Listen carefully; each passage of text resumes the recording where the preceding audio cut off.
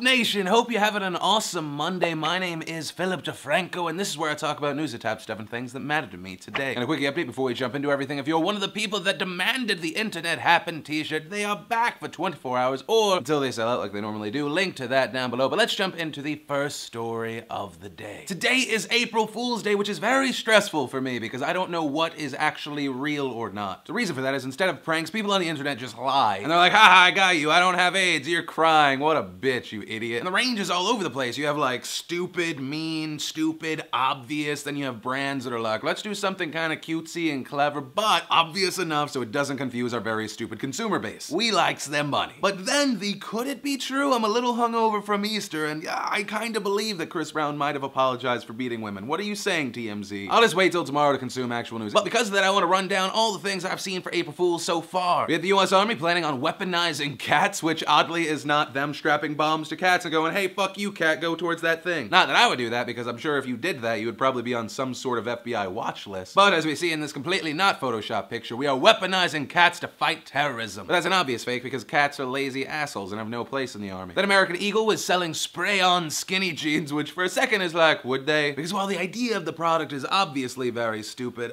someone at American Apparel loves taking pictures of seemingly underage people in undress. Then YouTube revealed the past 8 years of content have all been part of an elaborate contest and will be shutting down as of midnight tonight. The contest entries have ended and they must find the best video in the past 8 years to win a $500 prize. Remember what I said about cutesy but obvious? Side note, my vote goes to Antoine Dodson because anyone that could somehow garner fame for freaking out on TV because his sister was almost raped and then appeared on award shows singing a song about his sister almost getting raped, I feel like that guy should win. Then Google Maps revealed they have a new treasure map feature, which is awesome if you ever wanted to be a pirate, but not in the Pirate Bay sense because it turns out Pirate Bay moved their servers over to the United States and are now the Freedom Bay. Gmail added what was rumored for a while but now is being announced as a feature, which is the blue feature. That being that everything in Gmail is now blue because the only way to be successful is to innovate in non-innovative ways. Google announced the new search by smell feature, otherwise known as Google Knows. Sony's designing headphones for cats. Scope then released bacon mouthwash because, you know, bacon is the internet and that's how you win things. Twitter is now going to ban vowels, and if you want to use vowels, you have to spend $5 a month. The problem here is the core of people that actually get Twitter trends to trend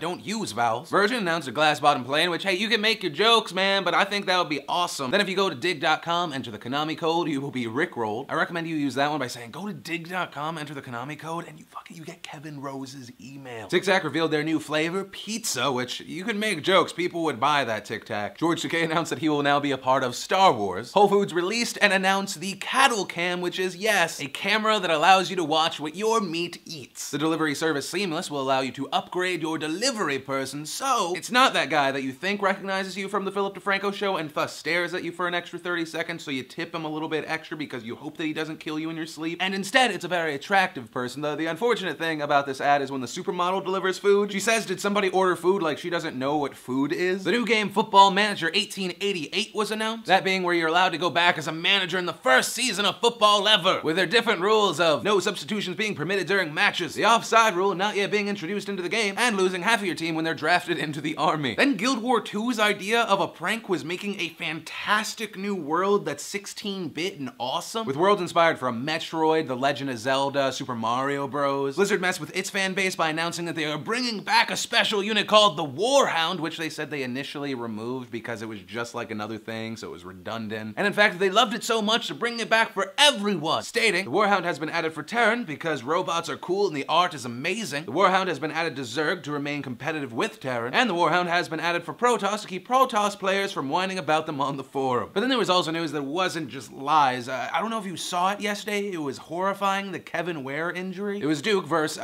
depending on who you ask, Louisville or Lowville, and the Louisville guard Kevin Ware tried to block a three-point shot, landed funny, and by funny, I mean he snapped his shin bone so hard it popped through the skin. This is a censored image because I do not want to haunt your dreams forever. But if you want to see the video, the high-res photo, link to it down below. A lot of people were calling it the worst injury that ever happened on TV. That is not true, I don't believe. There was that other video that I can't show where those guys were playing hockey and that guy's throat got cut and they thought he was gonna die. But it's not a dick measuring contest. Terrible is terrible. Then in the stuff that Disney movies are made of, Kevin Ware, while he has his shin bone outside of his skin, says to his teammates, win this game for me. And for a little bit it was like, oh, that's not gonna happen. But then out of nowhere, Louisville was like, oh, by the way, we're a #1 ranked team, and then just went on this rampage. They won by 22 points. And today we get the news that despite the injury looking crazy, crazy just, to the eyes. The team physician does not believe that it is a career-ending injury. Ware underwent a 2-hour procedure where they put a rod into his tibia. There's a picture of him now on crutches. He has a cast, and honestly now, some would say despite Louisville losing a player, Duke didn't have a leg to stand on. Oh, he's going to hell for that one. That's not true. I'm going to hell for so many other different reasons. But stupid jokes aside, it is very good to see Kevin Ware actually able to walk around knowing that his career is still probably intact. Then of course, over the weekend, WonderCon happened, which I'm pumped about because there's tons of cosplay there. And thanks to a bunch of fantastic photographers that pulled stuff everywhere, I made a gallery. Make sure to check them out. Link to them down below because they made